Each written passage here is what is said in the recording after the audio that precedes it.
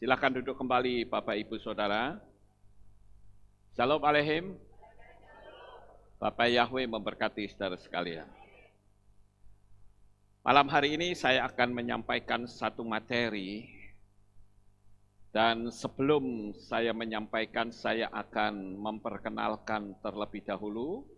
Pada sore ini kita dihadiri oleh dua orang yang baru pertama kali hadir di ibadah kita, yaitu Bapak Michelle dan Ibu Shanti dari Gumuh Sukoharjo Kendal. Di sebelah mana duduknya? Ya, puji Tuhan, haleluya. Sangat senang sekali bisa bersama-sama kami di tempat ini. Bapak Yahweh memberkati. Silahkan duduk kembali.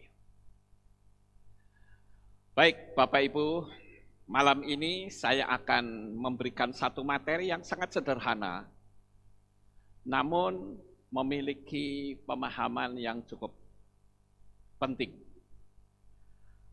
Beberapa waktu yang lalu, saya kedatangan seorang tamu, dan tamu itu bertanya sama saya begini, pertanyaan yang sederhana. Dia katakan, Pak Lukas, bagaimana sih caranya kita berdoa? Sederhana pertanyaannya. Namun pertanyaan itu sangat penting dan bagus Bapak Ibu. Karena selama ini ada banyak orang yang memiliki kepercayaan, memiliki agama, tetapi ketika dia disuruh berdoa dia tidak tahu. Dan barangkali ada juga yang berpikir bahwa doa itu harus dengan bahasa yang rapi, tersusun dengan indah. Tuhan tidak seperti itu, saudara-saudara. Atau mungkin kita berdoa dengan doa yang sangat panjang, tapi intinya cuma satu. Ada juga yang berdoa, tetapi kata-katanya tidak teratur. Lalu sebetulnya, bagaimana sih kita berdoa yang sesuai dengan firman Tuhan? Kenapa ada orang yang berdoa dan terwujud, tetapi ada orang yang berdoa tetapi tidak mendapatkan apa-apa? Lalu sebetulnya di manakah letak kesalahan dalam doa itu? Nah, Bapak Ibu yang terkasih, saya ingin memberitahukan kepada saudara sekalian agar kita bisa memahami tentang bagaimana berdoa yang sebenarnya. Yang pertama adalah kita berdoa itu tidak perlu menyusun kata-kata yang indah, kata-kata yang rapi. Karena selama ini orang punya anggapan, kenapa orang tidak pede dengan doanya sendiri. Lalu dia terburu-buru mencari gembalanya atau pendetanya, disuruh mendoakan. Karena dia berpikir bahwa kalau pendeta itu berdoanya, itu tutur katanya itu rapi sekali. Dan mesti dijawab. Nah, ini sebetulnya pernyataan yang keliru, saudara. Kira-kira menurut saudara, apakah doa yang terjawab itu adalah hanya doa pendeta saja? Tidak. Tetapi semua orang yang berdoa itu pasti dijawab Tuhan. Tetapi dengan doa yang singkat, tetapi juga memiliki energi. Saya akan coba untuk memberi pemahaman ini perlahan-lahan. Saya berharap saudara bisa memahaminya. Saya akan menceritakan sebuah kisah. Kisah ini pernah saya baca di salah satu artikel. Nampaknya sederhana, tetapi memiliki arti yang cukup dalam, Bapak Ibu. Di situ diceritakan ada seorang anak kecil yang lari tergopoh-gopoh menemui gembalanya, menemui pendetanya. Dia berlari dan berkata, "Pastor,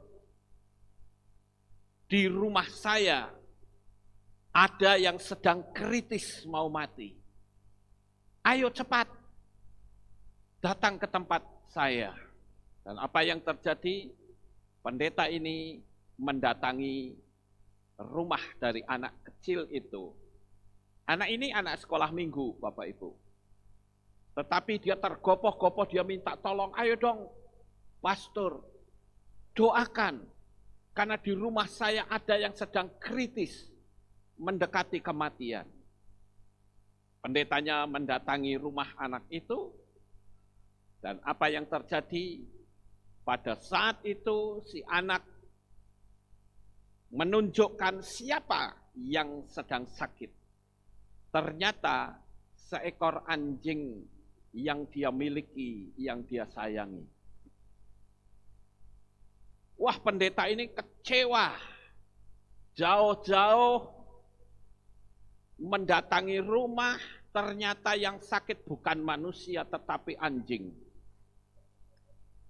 Lalu pendetanya ini dengan jengkel, dia berkata,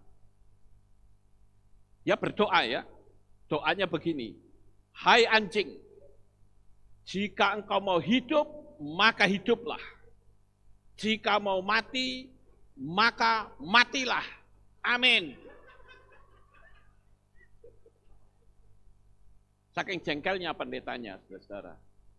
Lalu Pak pendeta ini berkata kepada anak kecil ini, "Nak, sudah ya, cukup. Ini diusap-usap saja, nanti pasti sembuh." Dan ternyata betul, saudara. Diusap-usaplah anjing itu. Dan lama-kelamaan, ternyata sembuh, saudara. Wow, hebat bukan? Lalu dia berusaha untuk memberitahu kepada Pak pendetanya. Dia berlari ke gereja kembali. Waktu dia lihat, ini gerejanya kenapa tutup? Dia coba lari ke belakang dan ternyata dia dapati Pak pendetanya sedang kerukupan selimut kedinginan, saudara. Pak pendetanya juga sakit. Lalu anak ini datang, masuk dan bertanya, "Maaf pastor, apakah pastor sakit?" "Iya nak, pastor sakit." Wah, langsung anak ini berdoa. "Saya doakan ya pastor." Dia berdoa, persis seperti pastornya berdoa kepada anjing, saudara. Dia katakan, "Hai pastor, jika kau mau hidup, hiduplah. Maka jika kau mau mati, matilah." Saudara. Dan ternyata pastor ini kaget, saudara. Tapi justru kagetnya itu bikin dia jadi sembuh. Kisah ini mungkin hanya sebuah kisah anekdot belaka. Tetapi sebetulnya di situ memiliki suatu pemahaman bahwa jika doa itu disertai dengan energi, akan mendatangkan sesuatu. Sampai di sini paham Bapak Ibu? Ya, jadi kita sebagai anak-anak Bapak Yahweh, kita harus menyadari bahwa doa itu tidak perlu panjang-panjang. Singkat, padat, tetapi punya energi, saudara. Saya pernah mendengar ada orang berdoa dengan bahasa yang indah banget. Kalau bisa lebih bagus. Nggak salah. Tetapi kalau tidak bisa, bukan berarti tidak bisa. Tidak dijawab. Bukan begitu, saudara-saudara. Karena doa itu adalah sebuah permohonan yang ditujukan kepada Sang Pencipta. Mungkin ada di antara kita yang bertanya, bagaimana dengan doa Bapa kami? Bukankah Yesua mengajarkan, jikalau kamu berdoa, berdoalah demikian, Bapa kami yang di Syamayim, dan sebagainya.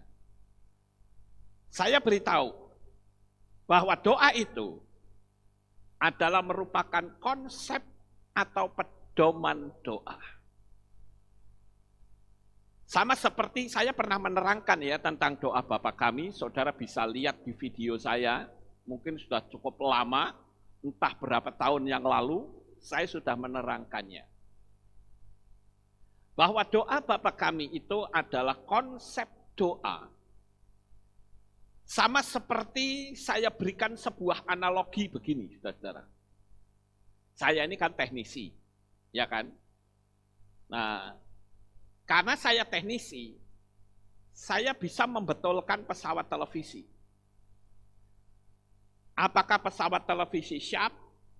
Apakah itu pesawat televisi merek Sony? Atau pesawat televisi merek Gelindra? Ya. Nah, atau pesawat televisi merek yang lain. Dulu zaman dulu ada namanya merek Loe dari Jerman. Tiap-tiap pesawat televisi itu tidak sama, Bapak Ibu. Mereknya beda, komponennya pasti berbeda. Tetapi kenapa saya bisa? Karena saya menggunakan pedoman. Zaman dulu itu kan pesawat televisi masih pakai tabung. Sekarang aja pakai LCD. Dulu nggak pakai tabung gede-gede, saudara. Layarnya kecil saja, itu badannya kayak lemari. Itu zaman dulu. Tetapi kenapa saya bisa membetulkan? Karena saya ngerti pedomannya. Misalnya, ada pesawat yang cuman hitam semua tapi garis dari atas ke bawah. Cuman garis putih ini. Oh, itu berarti bagian vertikalnya yang rusak. Karena vertikalnya yang rusak, saya ngerti vertikal itu di daerah mana. Karena saya punya pedomannya. Sebab apa? Sebab tiap-tiap merek itu berbeda-beda, Bapak Ibu. Ada yang vertikalnya di pojok sebelah sini, ada yang di sana, dan itu ruwet banget. Tapi kalau kita ngerti, maka kita bisa langsung jujur, oh bagian vertikal itu sebelah sini. Begitu juga, kalau misalnya zaman dulu kan kalau gambar kan kodong monceng-monceng gini kan, oh ini berarti bagian high hole-nya. Berarti saya ngerti, bagian high hole itu bagian di belakang. Kalau sekarang, pesawat televisi yang berwarna, itu kelihatan, ada 3. Red, green, blue, ada 3. Nah itu yang diatur jikalau warnanya ngaco. Tetapi saya mesti ngerti daerahnya dulu, saudara. Kalau saya tidak ngerti daerahnya, satu merek saja setengah mati kita bisa betulin. Apalagi kalau kita disodorkan merek lain. Cuman memang saya pada waktu buka servis lebih banyak gagalnya. Kenapa seperti itu? Karena pesawat televisi yang masuk kepada saya itu biasanya sudah diacak-acak sama bengkel lain. Oh itu saya jengkel, saudara-saudara. Saya kalau disuruh baca skema satu persatu, waduh mau berapa lama? Saya pernah menemukan satu pesawat yang saya betulkan, pesawat televisi. Ternyata transistornya itu diganti, wirstanya diganti. Sehingga saya kebingungan, ini bagaimana ini? Letaknya diacak-acak. Tujuannya apa kok seperti ini? Tujuannya adalah ketika orang membetulkan ke bengkel A dan bengkel A itu tidak mampu, dirusak sekalian supaya kalau dibawa ke bengkel B yang lebih pandai dia tidak bisa. Tujuannya seperti itu. Itu yang pertama. Dan yang kedua, Kenapa akhirnya saya berhenti di dalam saya memperbaiki buka usaha servis? Karena saya menemukan di pasaran itu banyak sekali komponen-komponen yang palsu. Seperti saya ambil contoh transistor jengkol 3055. Itu banyak yang palsu, saudara-saudara. Keluaran Motorola dan keluaran RCA itu berbeda. Jadi banyak hal yang membuat saya harus berhenti. Tetapi setidak-tidaknya dari apa yang saya ceritakan ini, saya punya pedoman. Begitu juga ketika kita berdoa, Yesua mengajarkan kepada kita doa Bapa kami dengan berkata, Bapa kami yang di Syamayim. Itu saja sudah memiliki arti. Kalau kita mau memanggil Sang Pencipta itu dengan panggilan Bapa, posisi kita harus duduk sebagai anak. Bagaimana kita bisa duduk sebagai anak? Ya kita harus percaya kepada Sang Putra, yaitu Yeshua HaMashiach. Sampai di sini paham Bapak Ibu? Itu yang disebut dengan pedoman. Jadi, pedoman ini akan membawa kita lebih mudah di dalam kita berdoa. Di dalam doa Bapa kami juga di sana dikatakan, Bapa kami yang di surga, dikuduskanlah namamu. Apa betul kita mengkuduskan nama Tuhan?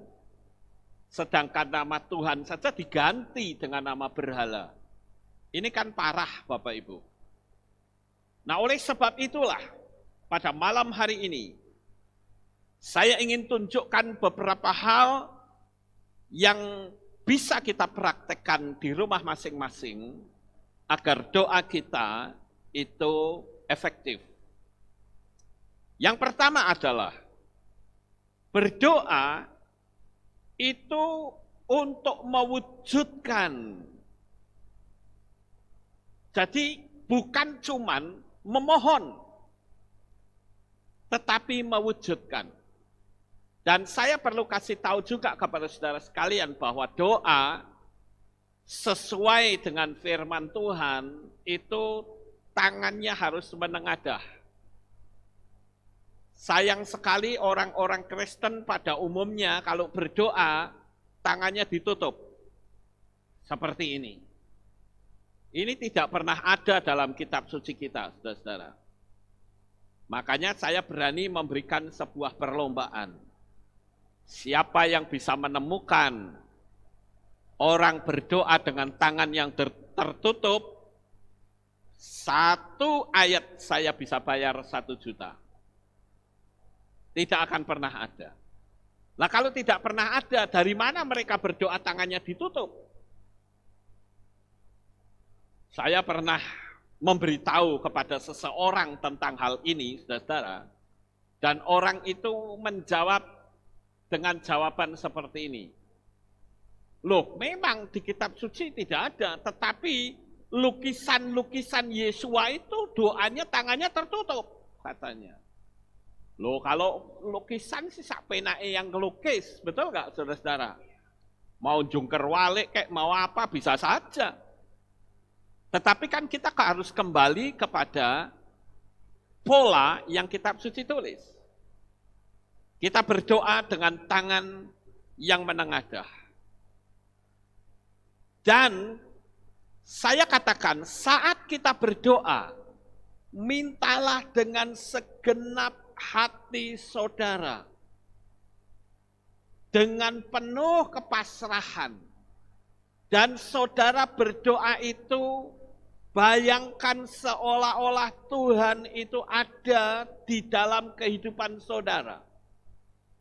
Tuhan itu tidak jauh kita bisa jangkau, tidak. Dia sangat dekat, bahkan lebih dekat dari baju yang kita pakai. Ada yang bertanya lagi, Pak, bagaimana kalau seandainya saya berdoa membayangkan seolah-olah Tuhan ada di depan saya, boleh atau tidak? Saya bilang boleh. Sehingga saudara bisa mengeluarkan unek-uneknya, isi hati saudara, dengan bahasa saudara sendiri, dengan bahasa yang sederhana. Tapi kalau kita berdoa dengan mengkonsep seolah-olah doa kita itu tidak bisa didengar oleh Tuhan karena bahasa kita berantakan, itu sebuah kekeliruan yang sangat besar. Coba camkan baik-baik Bapak Ibu. Saya sengaja memberikan materi yang sederhana ini, sebab sering sekali saya ditanya. Kenapa? Karena banyak subscriber baru yang bertanya kepada saya bagaimana cara saya berdoa. Khususnya mereka berasal dari kepercayaan yang lain. Saya juga baru konseling dengan seseorang dari kepercayaan lain, di mana mereka sudah merasa tidak sejahtera dalam kepercayaan itu. Dan saya bawa pelan-pelan, saya kasih tahu bahwa kita butuh keselamatan. Kita tidak tahu kapan hari kematian kita. Kita bisa mati 1 tahun lagi, bisa mati 1 bulan lagi, atau barangkali nanti malam kita mati. Dan di situ saya bawa, saya katakan, kamu sudah pasti belum mendapatkan jaminan keselamatan. Dia bilang, saya tidak tahu. Nah, kasihan amat sampai tidak tahu. Oleh karena itu, Bapak Ibu yang terkasih, doa itu adalah suatu sikap untuk mewujudkan semua apa yang kita inginkan, semua apa yang kita butuhkan. Ada banyak orang yang berkata begini, saudara-saudara, kalau berdoa itu mintalah yang dibutuhkan, bukan yang diinginkan. Nampaknya baik, tetapi saya katakan, boleh nggak kalau kita berdoa minta untuk apa yang kita inginkan? Boleh. Kadangkala saya melihat banyak orang yang membuat satu statement, lalu memetodekan. Seolah-olah kalau berdoa, minta yang menjadi keinginan kita, itu salah. Saya katakan tidak. Saudara tidak salah. Sama seperti saudara punya anak. Kira-kira kalau anak saudara punya keinginan, saudara mau kasih atau tidak? Pasti kasih, Bapak Ibu. Kita tidak bisa berkata, nak, kamu belum butuh ya, yang butuh saja. Tentu tidak, kita berusaha untuk membahagiakan. Itu sebabnya Yesua berkata dalam doanya di kitab Markus pasal 11 ayat 24. Apa saja yang kamu minta dan doakan. Perhatikan kata apa saja. Apa saja itu ya bukan cuman yang kita butuhkan, tetapi juga apa yang kita inginkan. Nah, ini tidak boleh lupa, Bapak Ibu. Sehingga kita menjadi takut untuk meminta yang kita inginkan. Tapi saya katakan jangan takut, percaya saja. Mintalah. Mintanya kepada siapa? Kepada Bapa Yahweh. Karena Yesua itu memberitahu kepada kita semua, jikalau kamu berdoa, masuklah ke kamar, kunci pintu, dan berdoa minta kepada Bapa, tetapi dalam nama Yesua. Nah, Yesua ini sebagai pintu masuknya, saudara-saudara. Jadi, kalau saudara mau berdoa, buatlah sebuah awalan. Bapa kami yang ada di Syamayim, atau Bapa kami yang ada di sorga, saya mau minta sesuatu daripadamu. Sederhana saja. Tidak usah menggunakan bahasa-bahasa teologi. Tidak usah menggunakan bahasa yang muluk-muluk.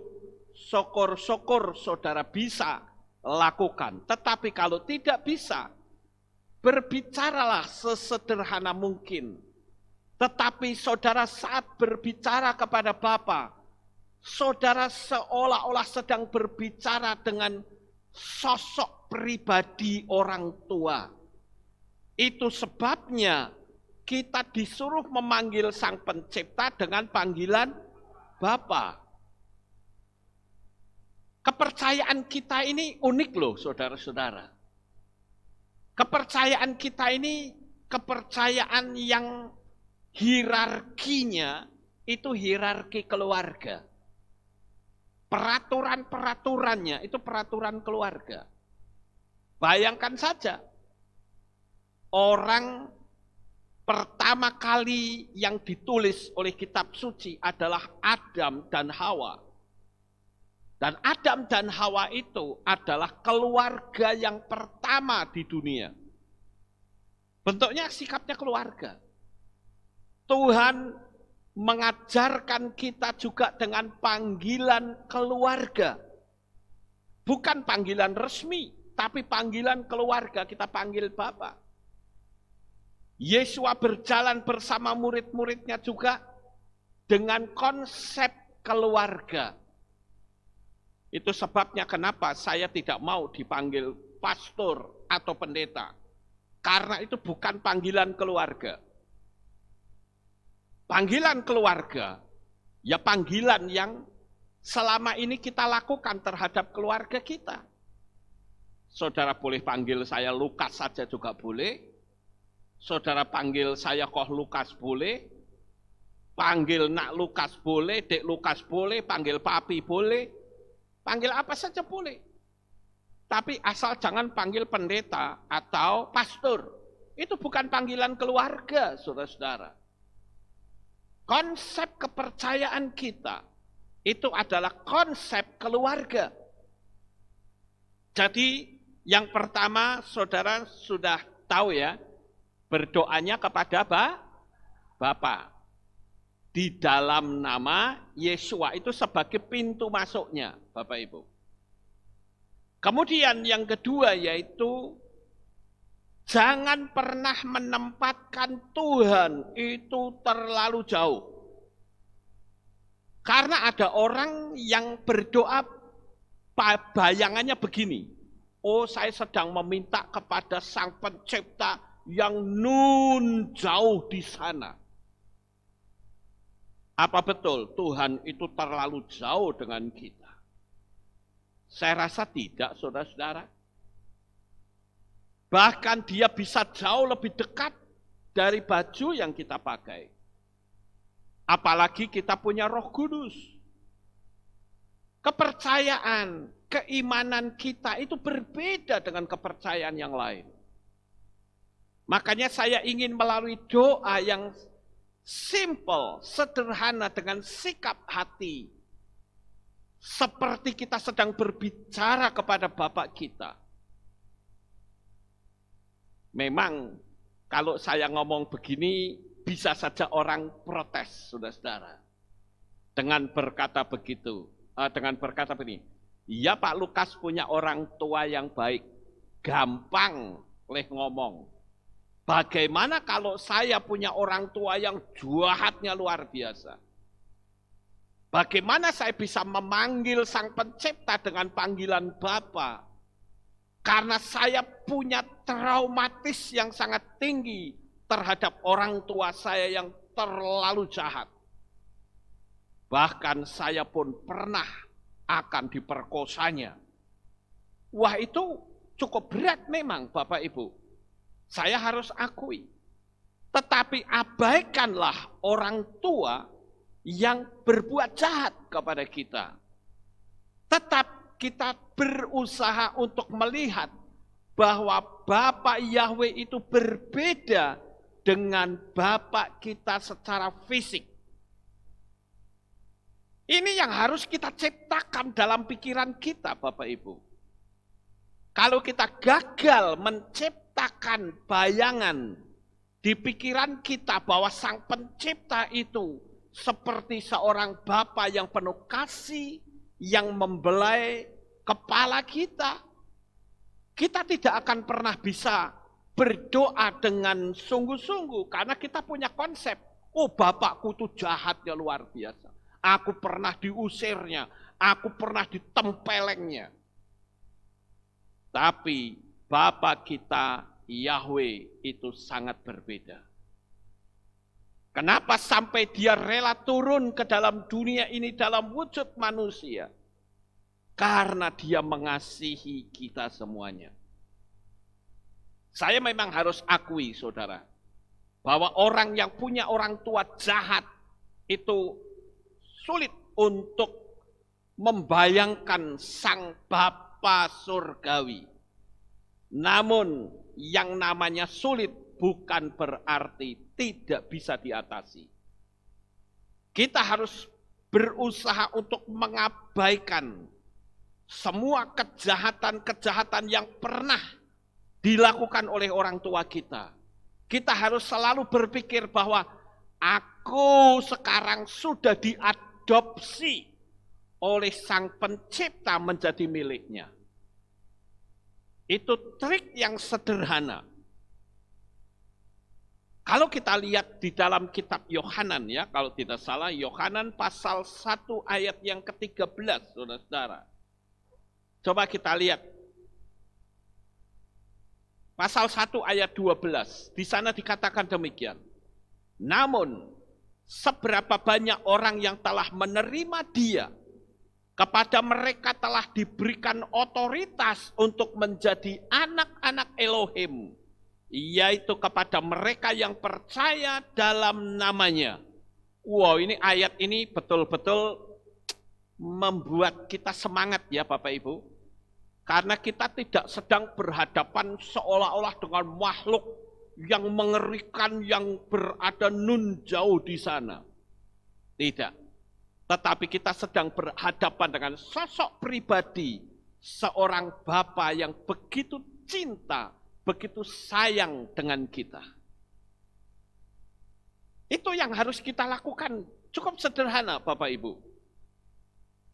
Dan saya percaya dengan kita memiliki pandangan yang seperti ini, kita akan begitu dekat dengan Tuhan.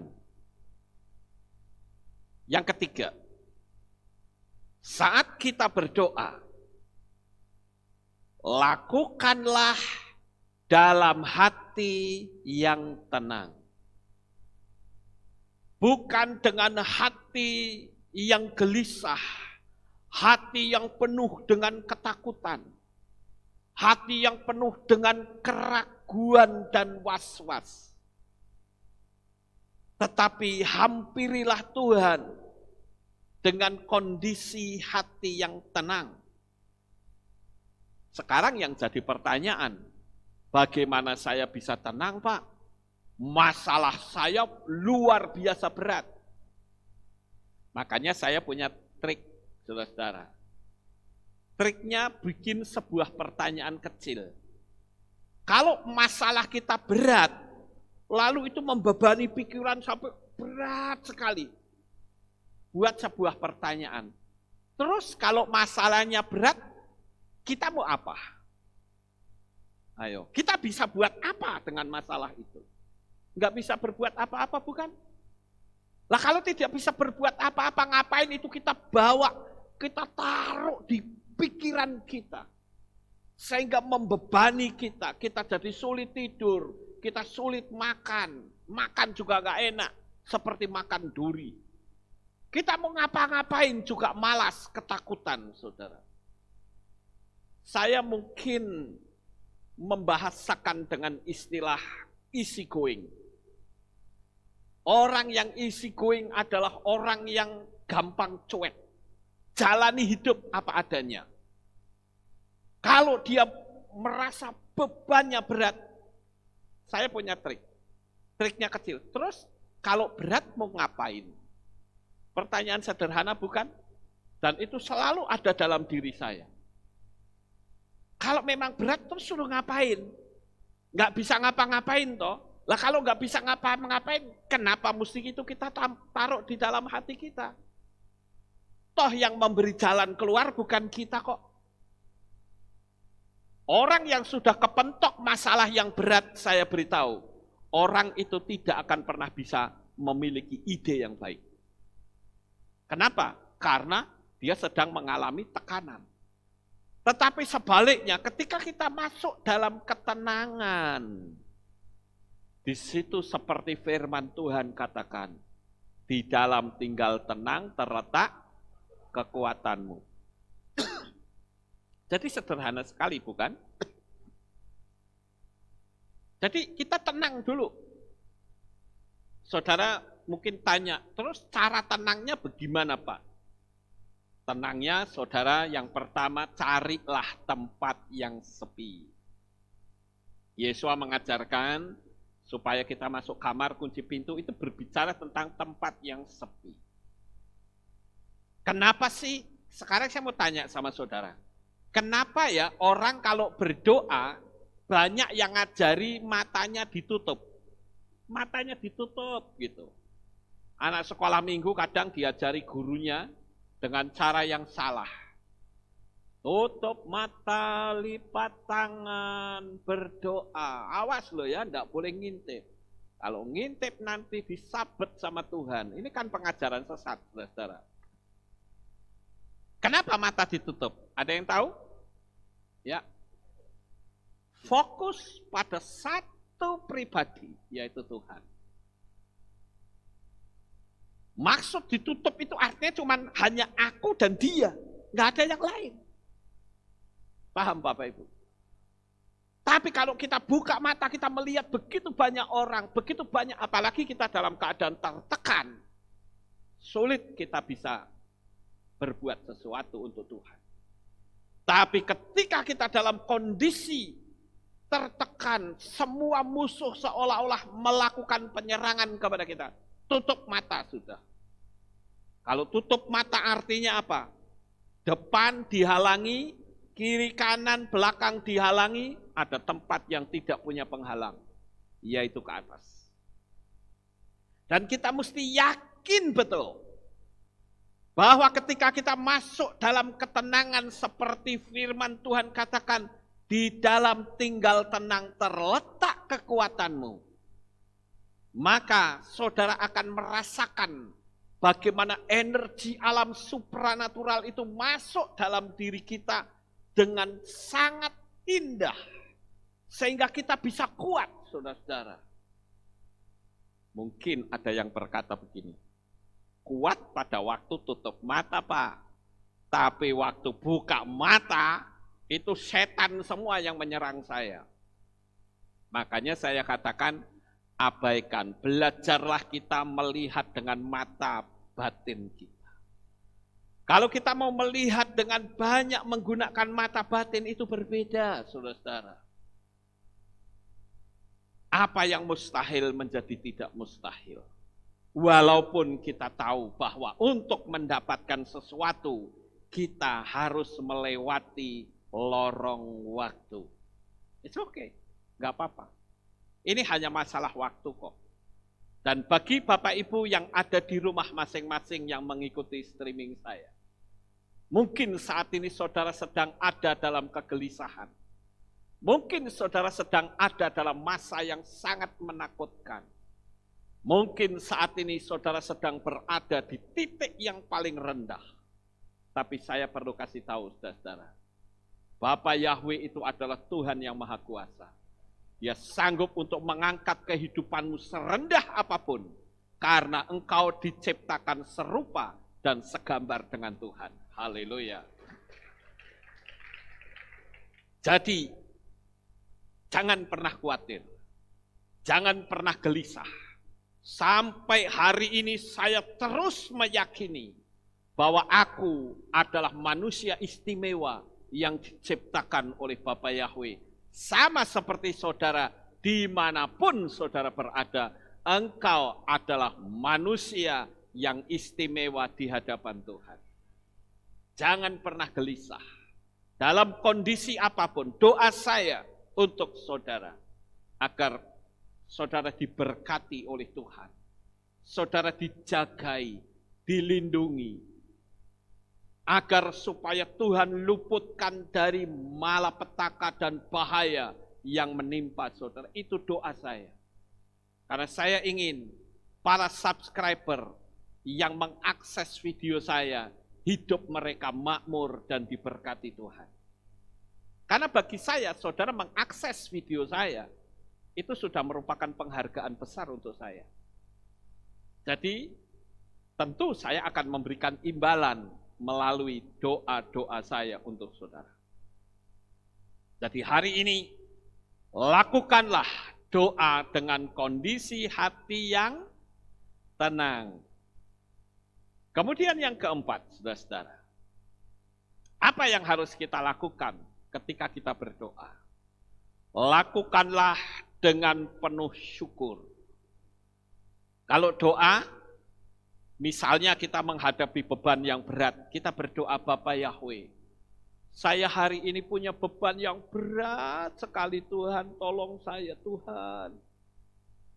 Setelah saudara mengutarakan isi hati saudara kepadanya, dan saudara meyakini bahwa dia ada di depan kita, sosok pribadi ayah yang begitu cinta, begitu sayang, begitu mengasihi kita. Apa yang harus kita lakukan? Kita syukuri. Kita katakan, Bapa, aku bersyukur aku memiliki Engkau. Dan Engkau pun ada di dalam diriku. Pernyataan syukur dan pasrah total, itu yang akan membuat mujizat menjadi semakin nyata. Percayalah Bapak Ibu. Mungkin saudara belum pernah melakukan, bukan? Silahkan dicoba. Dan saudara akan mengalami banyak hal-hal yang luar biasa. Beberapa hari ini, saya banyak diajak konseling oleh beberapa orang yang rata-rata mereka mengalami perekonomian yang berantakan.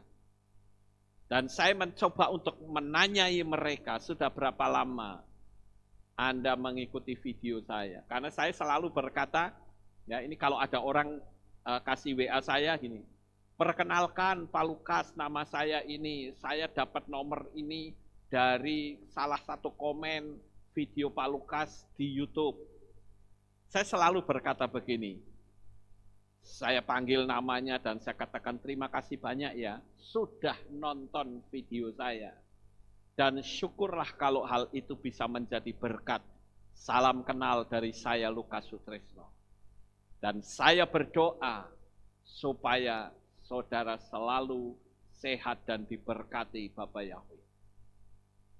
Dan mereka biasanya langsung memberikan curhatan kepada saya. Dan saya harus bimbing mereka pelan-pelan. Saya dalam hal ini bukan karena saya peduli dengan subscriber, lalu kita nggak peduli dengan jemaat di sini loh ya. Jangan salah loh, saudara. Saudara nggak boleh iri hati, lalu berkata, Pak Lukas ngurusin subscriber aja. Enggak. Saudara menghadapi beban masalah pun, silahkan saya tetap akan layani. Kita semua sama kok.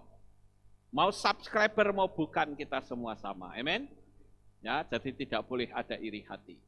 Karena iri hati itu juga adalah energi negatif. Dan saya juga kasih tahu, supaya saudara melakukan doa dengan penuh syukur. Setidak-tidaknya kita bisa melihat bagaimana Bapa Yahweh yang penuh kasih sayang itu memberikan kita keselamatan yang pasti. Kemudian, saudara-saudara, yang kelima.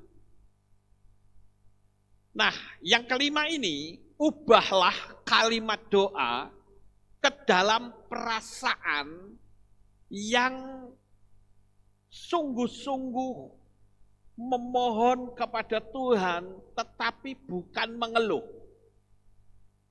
Permohonan itu beda dengan mengeluh, saudara-saudara. Kalau mengeluh kita bisa berkata, Tuhan, kenapa ya hari-hariku kayak begini? Tapi berbeda kalau kita mengungkapkan perasaan Tuhan, saya punya beban masalah ini, tolong belakan saya. Itu sangat berbeda kalimatnya, saudara. Banyak orang yang mengeluh di dalam hidupnya, Dan ini membuat murung wajah mereka. Tidak ada senyum. Serta selalu marah-marah, gampang emosi.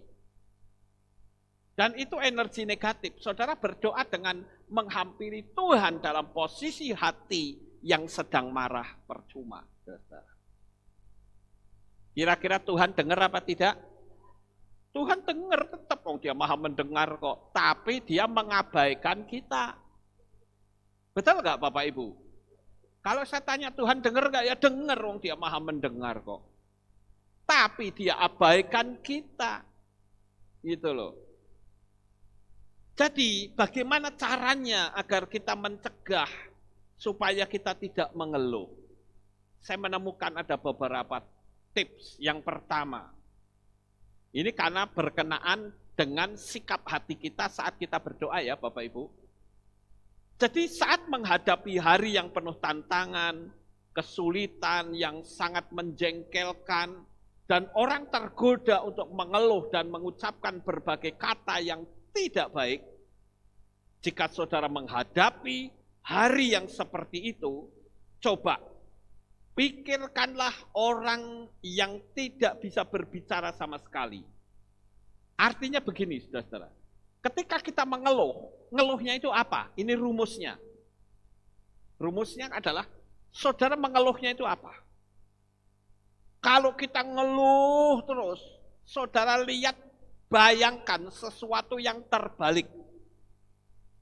Contoh misalnya, kita itu mengeluh, membuat mulut kita itu penuh dengan ungkapan, kata-kata yang jahat. Sekarang bayangkan bagaimana dengan orang yang tidak bisa bicara. Mereka bisu, saudara. Kalau ditanya mau nggak kamu bicara tapi memuliakan Tuhan, kira-kira mau nggak? Oh mau banget, saudara.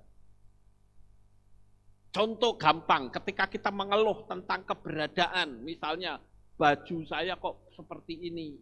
Coba bayangkan orang yang compang-camping sebagai pengemis. Kita membayangkan seperti itu, kita akan mensyukuri, saudara. Kalau orang mengeluh tentang makanan, misalnya makanannya kok kurang asin gitu, gimana, saudara? Ya gampang, kalau saya makanan kurang asin tinggal pergi ke dapur, ambil garam, selesai. Iya toh? Ngapain kita mesti ngamuk-ngamuk? Betul nggak Bapak Ibu? Jadi kita perlu membayangkan bagaimana jikalau kita melihat orang yang tidak punya makanan sama sekali. Maka saudara akan menghargai makanan itu. Jika saudara ingin mengeluh karena sesuatu barang atau kondisi keuangan, coba ambil waktu, pikirkan tentang seseorang di jalanan yang meminta-minta. Walaupun saya kalau ngomong seperti ini bisa diprotes orang. Karena sekarang ada profesi pengemis. Ya. Tapi yang saya bicarakan ini profesi umum ya, Bapak Ibu. Karena sudah ketahuan beberapa waktu yang lalu, ada orang yang profesinya pengemis, ternyata rumahnya itu tingkat dan punya kolam renang. Ya.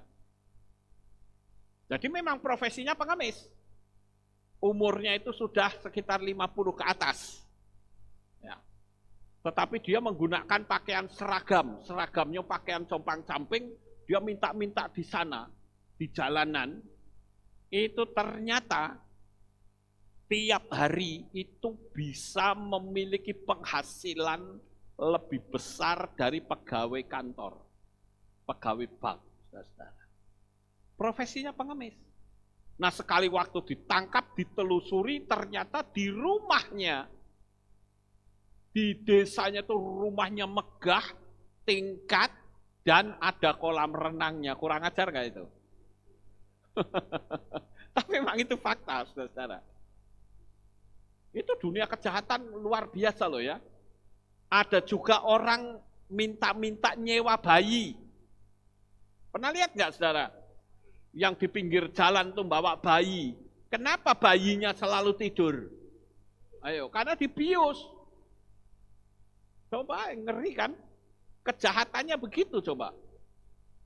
Makanya kalau ada orang yang minta-minta, ya, bawa bayi nggak usah kasih.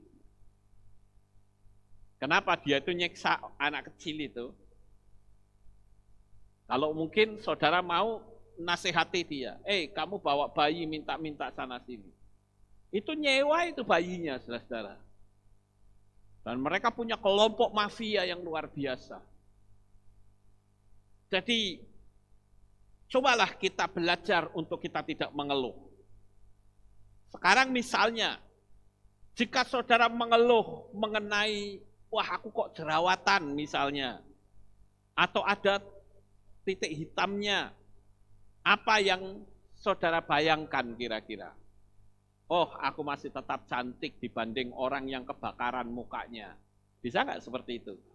Ini sekedar trik saja ya, saudara. Cara-cara untuk supaya kita bisa menghampiri Tuhan dalam doa dengan kondisi hati yang baik. Ya, karena kalau kita kondisinya hati yang baik, pasti akan menyenangkan hati Tuhan. Misalnya, sebelum saudara memiliki pasangan hidup, kira-kira apa yang akan saudara bayangkan? Saudara nggak punya pasangan hidup nih, jomblo istilahnya. Mungkin saudara berpikir, wah jangan-jangan aku nggak laku kali. Kira-kira apa yang bisa saudara bayangkan supaya saudara tetap bersyukur? Yaitu, ada orang yang punya pasangan tetapi bertengkar terus. Bisa nggak saudara bayangkan begitu? Bisa saja. Jadi bayangkan sesuatu yang sifatnya terbalik dari apa yang ada pada diri kita. Itu rumusnya di situ, saudara. Sehingga dengan demikian, maka kita akan menjadi orang-orang yang mudah menghampiri Tuhan. Dan tentu saja, saudara, kita minta perlindungan Tuhan itu efektif 24 jam. Artinya apa? Selama 24 jam itu kadangkala kan banyak orang yang nggak suka dengan kita, dia mengeluarkan kata-kata kutuk dan sebagainya, kita perlu bentengin. Tiap hari. Itu yang harus kita selalu mengulang tiap hari, minta pembentengan. Tetapi untuk visi dan impian, saya hanya bilang cukup satu kali. Kenapa? Dia langsung bergerak. Tetapi kalau tiap hari adalah kita minta pembentengan Tuhan.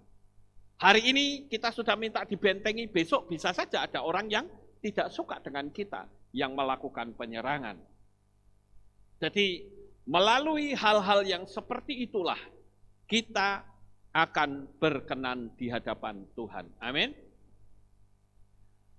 Saya pernah mendengar sebuah artikel yang saya juga akan ceritakan kepada saudara sekalian, yaitu tentang seorang pastor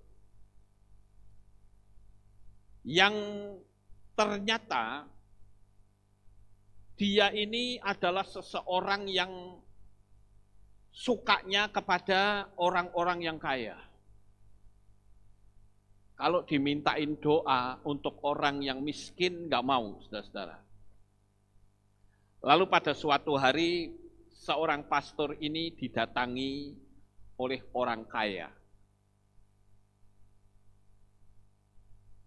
Bukan orang kaya, tetapi orang yang nampaknya biasa. Lalu dia bertanya begini, Pastor, saya punya anjing kesayangan saya, itu mati. Bisa nggak pastor untuk berdoa untuk anjing saya? Oh, pastornya ngamuk, saudara-saudara. Emangnya kamu gila apa? Masa saya disuruh berdoa untuk anjing yang mati? Ya, ini bukan doa untuk bangkit, enggak. Karena saya mencintai anjing saya akan saya kuburkan. Tetapi alangkah lebih baiknya kalau saya bisa melepaskan anjing saya ini dengan doa seorang pastor yang baik. Oh, pastornya marah, saudara-saudara. Kamu menghina ya rupa-rupanya. Kamu pikir saya ini siapa? Oh ya sudah pastor, nggak apa-apa. Kalau memang tidak mau, ya sudah. Mungkin saya akan memberikan persembahan kepada pastor yang lain yang mungkin bisa berdoa untuk saya. Barangkali $10.000 itu kurang menurut pastor ya, sehingga tidak mau. Sehingga pastornya terbelalak matanya dan berkata, oh ya, kenapa kamu tidak bicara kalau itu ternyata anjing Kristen?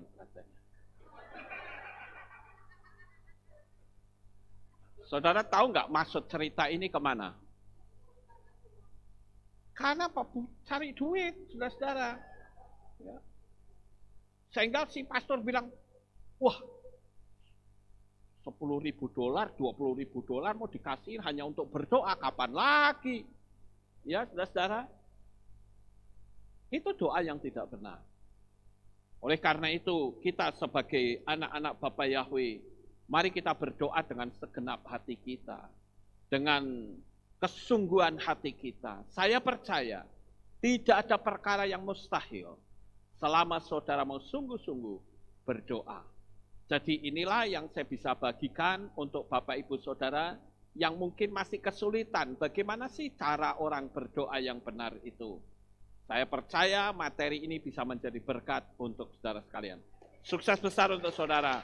Bapak Yahweh memberkati. Haleluya. Kita tunduk kepala dan kita akan berdoa. Kami mengucapkan terima kasih dan syukur kepadamu ya Bapa. Pada malam hari ini kami boleh bersama-sama mendengarkan renungan firman. Biarlah apa yang kami renungkan, kami boleh tanamkan di dalam hati kami. Sehingga doa-doa kami menjadi lebih efektif. Hati kami jauh lebih tenang. Dan kami ada dalam kebenaran firman-Mu. Betapa banyaknya kami senantiasa berdoa dengan hati yang gelisah. Dengan hati yang was-was. Dengan hati yang penuh emosi kemarahan. Dan ternyata itu tidak berkenan di hadapan-Mu. Meteraikan firman ini di dalam hati kami. Terima kasih ya Bapak Yahweh. Di dalam nama Adonai Yeshua HaMashiach, kami sudah berdoa. Amin. Haleluya. Malam ini tidak ada pengumuman Bapak Ibu. Jadi kita akan akhiri kebaktian kita. Saya mengundang jemaat Tuhan kita bangkit berdiri dan kita akan tutup di dalam doa. Terima kasih ya Bapak Yahweh. Selesai sudah ibadah kami dari awal pertengahan sampai pada akhir. Sebentar lagi anak-anak-Mu akan kembali pulang ke rumah mereka masing-masing. Kami mohon perlindungan dan tuntunan Tuhan, sehingga mereka sampai di rumah dengan selamat. Pertemukan kembali pada jam-jam ibadah mendatang di dalam ikatan tali kasih-Mu. Terima kasih ya Tuhan, inilah doa syukur yang kami naikkan kepadamu. Di dalam nama Adonai Yeshua HaMashiach, kami sudah berdoa dan mengucap syukur. Mari kita angkat tangan kita. Dan kita akan menerima berkat Kohanim. Haleluya. Yevarechecha Yahweh wa yishmereka.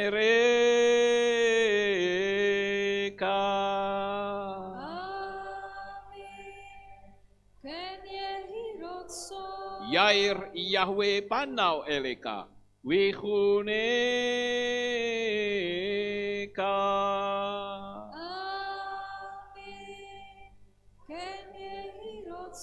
Isa Yahweh panau eleka wa yashem lecha shalom.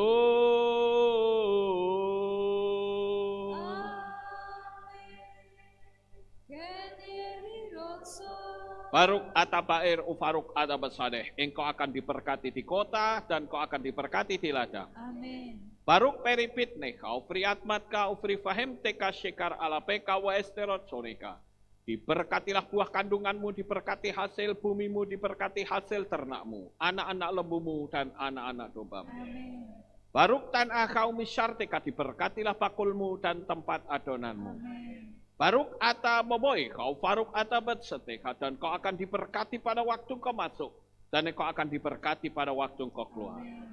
Baruch ata Yahweh Eloheinu melek haolam. Beshem Yeshua Hamasya Ruach HaKodes kile olam faed. Kami sudah berdoa dan mengucap syukur. Haleluya.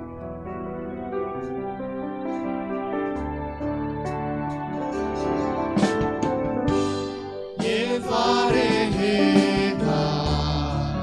Ve'yismerecha, Yevarecha.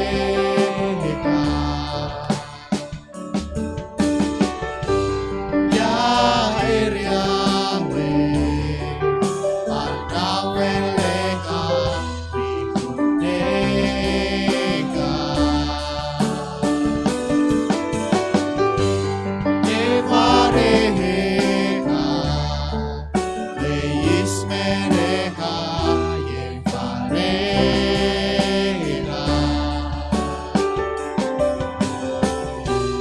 Isa Yahweh, Adawelecha, Vichunecha.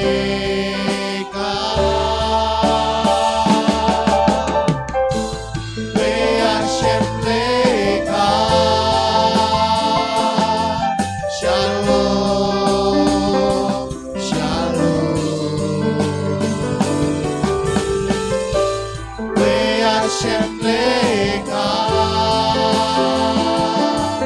Shalom, Shalom. Yevarecha, Ve'yismerecha, Yevarecha. Selamat malam, selamat ulang Bapak Yahweh memberkati.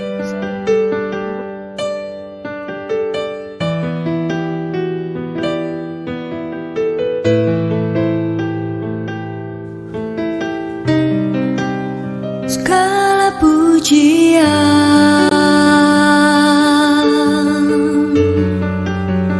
hanya untuk-Mu Tuhan. Segala kehormatan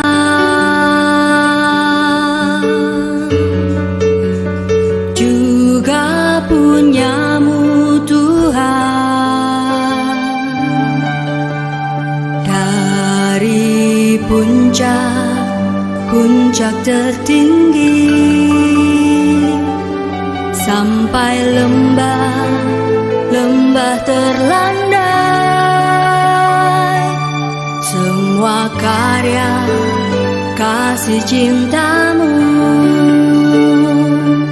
sujud menyembah Sang Maha Pencipta.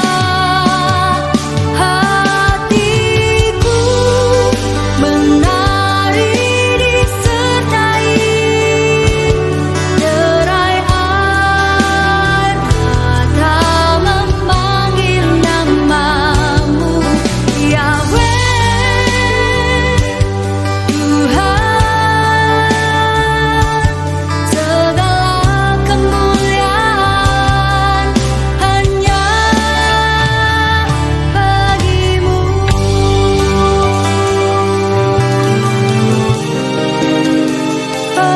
Engkaulah sumber segala pengharapan, mendengar, memulihkan hati yang luluh, menyembuhkan juga menghibur. Engkau lara menjadi bahagia.